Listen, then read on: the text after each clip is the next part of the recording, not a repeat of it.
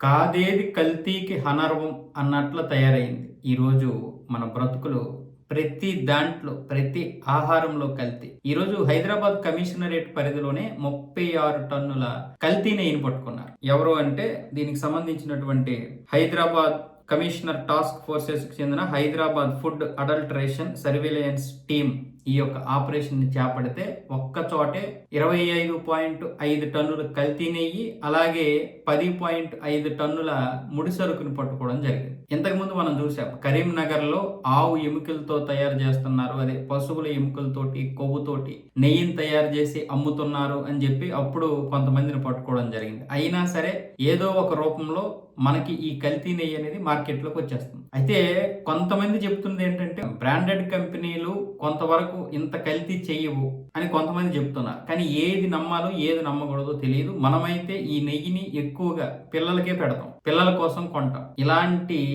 ఆహారంలో కూడా ఈ విధంగా కల్తీ చేస్తే ఇంతకుముందు మసాలాలు దొరికాయి, ఇంతే దీంట్లో దగ్గర అప్పుడు కూడా 30-40 టన్నుల మసాలాలు దొరికాయి, కల్తీ మసాలాలు. మరి ఇప్పుడు చూస్తే ఈ విధంగా నెయ్యి మనం ఇప్పటికే తిరుమల తిరుపతిని కూడా వదలలేదు.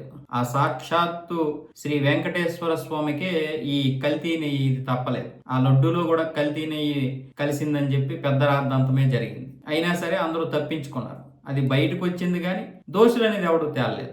ఎవరో కింద స్థాయి ఉన్నటువంటి వారిని అరెస్ట్ చేస్తారు, అంతకు మించి ఏం చేయాలి. అసలైనటువంటి దోషి మాత్రం తప్పించుకొని తిరుగుతాడు. ఈ విధంగా కల్తీ ఒక నెయ్యి అనే కాదు, ఒక మసాలానే కాదు, ఒక ఆహారమనే కాదు, ప్రతిదీ కల్తీనే. ఏం కొనాలో ఏం తినాలో అసలు అర్థం కావడం లేదు. అందుకే వీలైనంత వరకు బయట ఆహారాలు తినడం మానేస్తే కొంతలో కొంత బెటర్. అంటే ఇలాంటివి సరుకులు కొనుక్కొని తెచ్చుకోవాలి తప్పదు. ఇప్పుడు మన ఇంట్లో తయారు చేసుకోవాలనుకున్న నెయ్యి కావాలి, మసాలాలు కావాలి.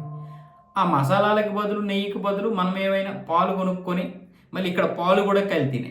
ఈ పాలు ఎట్లా తయారైందంటే ప్యాకెట్ పాలే బెటర్ అనిపిస్తుంది. అంటే బ్రాండెడ్ ఏవైతే ఉన్నాయో అవే కొంతవరకు బెటర్. బయట నుండి వచ్చినటువంటి పాలు ఆ రాజమండ్రిలో చేసినటువంటి ఆ వెదవ వల్ల 70 మంది మృతి చెందారు, వాడు చేసిన కల్తీ పాలు వల్ల. మరి ఈ రోజు మహారాష్ట్రలో ఆ విధంగానే ఈ విడిపాలు లూజు పాలు ఏవైతే ఉన్నాయో ఆ లూజు పాలలో కూడా కల్తీ జరిగింది. 2,32,00,000 లీటర్లు కల్తీ పాలు అంటే మరి ఎక్కడిది? మనం పాలు కొనుక్కొని కాచుకొని దాని ద్వారా తీసినటువంటి నెయ్యి అది పిల్లలకి బాగుంటుంది, ఎందుకంటే మనం సొంతంగా తయారు చేసుకునేది, అందులో కల్తీ జరిగే అవకాశాలు ఉండవు అనుకుంటే ఇలాగ తయారయ్యారు వెధవలు. అందుకనే కనీసం మసాలా విషయంలోనైనా సరే మనం అందుకే అల్లం వెల్లుల్లి పేస్ట్ కూడా బయట కొనకుండా అల్లము వెల్లుల్లి రా మెటీరియల్ కొనుక్కొని దంచుకోవడమే బెటర్. అసలు దేంట్లో కూడా అసలు అవి కూడా కల్తీ అయిపోతే మనం ఏం చేస్తాం? మనం పండించే వరి కూడా ఈ రోజు విపరీతమైనటువంటి కెమికల్స్, ఆ కెమికల్ కొట్టి పండిస్తున్నాం. మళ్ళీ దాన్ని మార్కెట్లోకి వచ్చే కూడా మళ్ళీ కల్తీ చేస్తామంటే ఇంకా ఎవరిని పట్టుకోవాలో ఏం చేయాలో అర్థం కావట్లేదు. ఎంతమందిని పట్టుకున్నా పుట్టగొడుగుల్లా పెరిగేస్తున్నారు ఈ కల్తీ వ్యాపారులు.